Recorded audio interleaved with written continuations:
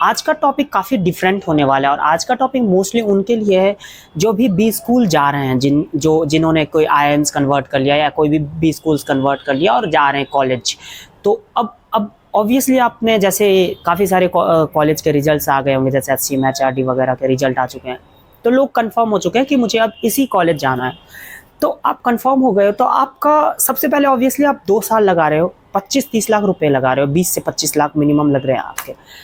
तो आपका primary goal तो अभी प्लेसमेंट होगा और होना भी चाहिए। तो मैं ये बताऊंगा कि आप कैसे इनिशियली प्लेसमेंट ग्रैब कर सकते हो, और it is not beyond placement, सिर्फ प्लेसमेंट के अलावा भी आप अपने एमबीए को कैसे ऑप्टिमाइज़ कर सकते हो। कहने का मतलब है कि कैसे आप अपने एमबीए जर्नी को अच्छे तरीके से यूटिलाइज करके कुछ ट्रांसफॉर्मेशनल चेंजेस करवा सकते हो खुद में। तो मैं पॉइंट वाइज पॉइंट बताऊंगा कि क्या क्या स्टेप्स आपको लेने होंगे अभी से अगले 1 साल तक, ठीक है। तो सबसे पहले आप अभी तो 1 महीने आपके पास बचे हैं, 1 से 2 महीने बचे हैं, तो आप अभी से फोकस कर दीजिए अपना सीवी बिल्डिंग पे।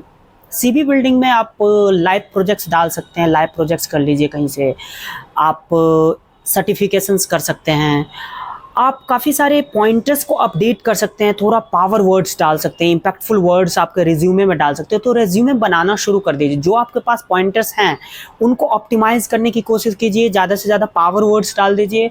और यदि कुछ पॉइंटर्स नहीं है आपको तो कोशिश करिए कि उस पॉइंटर्स को, इस जो 1-1.5 महीने बचे हैं उसमें पॉइंटर्स को किसी भी तरीके से गेन किया जाए, और आपके जो एरिया ऑफ इंटरेस्ट है, जो डोमेन में इंटरेस्ट है आपको, उससे related certifications, live projects, internships, जो भी आप इस 1.5-2 महीने में कर सकते हो वो कर ले, वो कर लीजिए, क्योंकि ये बहुत हेल्प करने वाली है आपको कॉलेज जाते ही। इससे आपको प्लेसमेंट में, शॉर्टलिस्टिंग में हेल्प मिल जाएगी। बाकी इसके अलावा आप इंटरव्यू की प्रिपरेशन कर सकते हो, कभी मैंने वीडियो डाला है, वो लिंक डिस्क्रिप्शन में डाल दूंगा, तो वो देख सकते हो कि कैसे आप प्रिपरेशन कर सकते हो इंटरव्यूज़ की। पहले बिहेवियरल क्वेश्चंस करें या टेक्निकल डोमेन रिलेटेड करें, कौन सी करें, क्या प्रोसेस होती है प्लेसमेंट की। तो सबसे इंपॉर्टेंट है आपको प्लेसमेंट की प्रोसेस पता होनी चाहिए। तो वो मैंने वीडियो एक डाली है कि क्या प्रोसेस होते हैं, ये 4-5 प्रोसेस ही होते हैं, उसी में से कुछ प्रोसेस से आपकी सिलेक्शंस होती है। तो वो सारा कुछ मैंने डाला है, तो आप एक बार उस वीडियो को चेक कर सकते हो। अब ठीक है, प्लेसमेंट का हो गया कि कैसे आप प्लेसमेंट अर्ली ग्रैब कर सकते हो, एसआईपी कैसे ले सकते हो। ठीक है, अब प्लेसमेंट होने के बाद क्या करें, एमबीए में कैसे एक्ट करें, किन चीज़ों पे फोकस करें, किन चीज़ों को इग्नोर करें कि एमबीए से ज़्यादा कुछ सीख पाए और खुद में चेंजेस ला सकें। तो जो मैं बताऊँगा वो ध्यान से सुनिएगा। पहली चीज़, जीपीए मैटर, बट एक लेवल के बाद मैटर नहीं करती है। तो जैसे सपोज करो कि 4.33 के स्केल हैं, काफ़ी सारे आईएम्स में होती है, तो आप यदि डीएमएल बन रहे हो, तो सपोज करो 3.8 या 9 आ रही है आपको, और डीएमएल आप बन रहे हो, तो फिर भी दैट इज जस्टिफाइड, ठीक है, आप कुछ डीएमएल बने यदि आपने सेक्रीफाइसेस करी तो this is a moment for pride obviously, so that is fine. But यदि आप ऐसे हो कि आप वहाँ जाके कोशिश कर रहे हो कि मैं रैट रेस में लगा हूँ, एक तो डीएमएल भी नहीं बन पा रहे हो और आपको लगता है कि आप डीएमएल नहीं बन सकते हो क्योंकि उतना मेहनत भी आप पुट नहीं कर सकते, तो आप सिर्फ जीपीए के पीछे भागने से अच्छा है कि और भी कुछ करिए। जीपीए कोशिश करो कि एक लेवल होती है कि 3.12 ऐसे रखो तो काफ़ी है, तो आपको ऑलमोस्ट सारी कंपनीज की शॉर्टलिस्ट आएगी फाइनल्स में। एसआईपी में तो मैटर ही नहीं करती कॉलेज की जीपीए, तो एक लेवल तक मेंटेन रखो, बट जीपीए के पीछे भागो मत। उस पहली चीज़ें मैं ये सजेस्ट करूँगा। बट यदि आपको लगता है आप डीएमएल बन सकते हो, नहीं, आपका सोल पर्पस है कि एमबीए में मुझे पढ़ाई करनी है, मुझे नंबर्स लाने हैं, मुझे टॉप करना है, तो ठीक है, आप करो। आपकी यदि पर्पस है, मे बी आप डीएमएल नहीं भी बनते हो, बट आप उस पर्पस के लिए अपना एफर्ट डाल रहे हो, तो दैट इज़ ऑल्सो जस्टिफाइबल और अप्रिसिएट करने लायक भी चीज़ें होती है।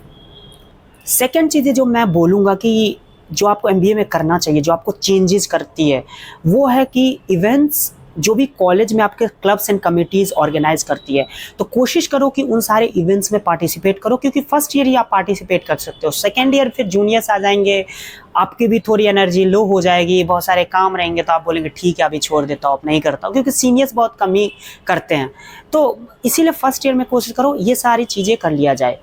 तो फर्स्ट ईयर में आप ये कॉम्पिटिशन्स वगैरह में पार्टिसिपेट कर सकते हो और काफ़ी सारा कुछ गेन करने के लिए होता है कॉम्पिटिशन्स में। आपको एक उस कॉम्पिटिटिव एनवायरनमेंट में काम करने का तजुर्बा मिलता है। प्रेजेंटेशन वाली है तो प्रेजेंटेशन स्किल्स डेवलप होती है, काफ़ी सारी चीज़ें होती है। मैंने करी है काफ़ी सारी पार्टिसिपेशंस, काफ़ी सारे जीते भी प्राइजेज, तो वो भी एक अलग खुशी होती है। पैसे भी जीते हैं, ट्रॉफीज़ भी जीते हैं, तो ये सारी खुशी होती है और ये लॉन्ग टर्म मेमोरी भी बनती है, सीखने को भी मिलता है, सारा कुछ मिल रहा है।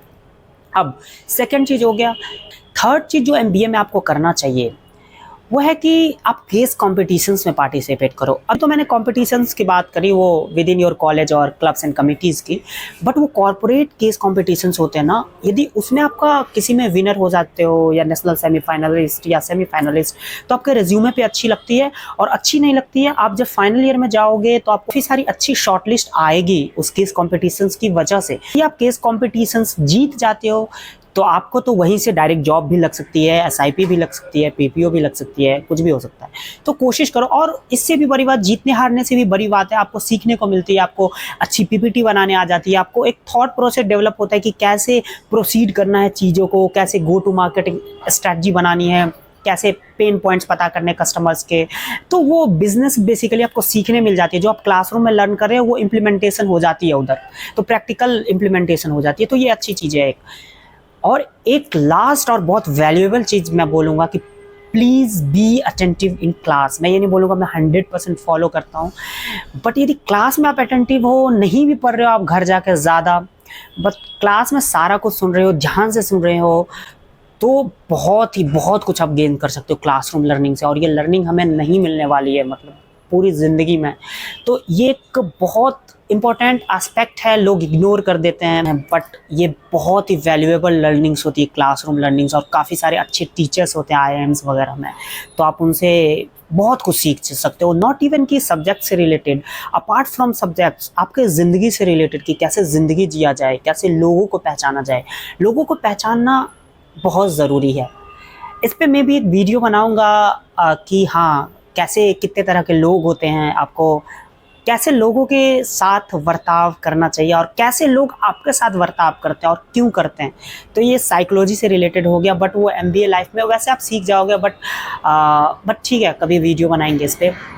तो आज के लिए बस इतना ही ज्ञान काफ़ी है मुझे लगता है। यदि आपको मेरी वीडियोस पसंद आए, कुछ वैल्यूएबल इंसाइट्स मिले, तो प्लीज़ सब्सक्राइब कर दो हमारे YouTube चैनल को, वीडियो को लाइक कर दो और कमेंट कर दो कि नेक्स्ट वीडियो आपको कौन सी चाहिए। और इंस्टाग्राम को भी फॉलो कर सकते हो, उस पर हमें DM कर सकते हो कि कोई भी क्वेरीज है, कोई भी प्रॉब्लम है, कुछ भी डाउट्स है, आप पूछ सकते हो। I will reply with in my capacity. Thank you, that's it for today.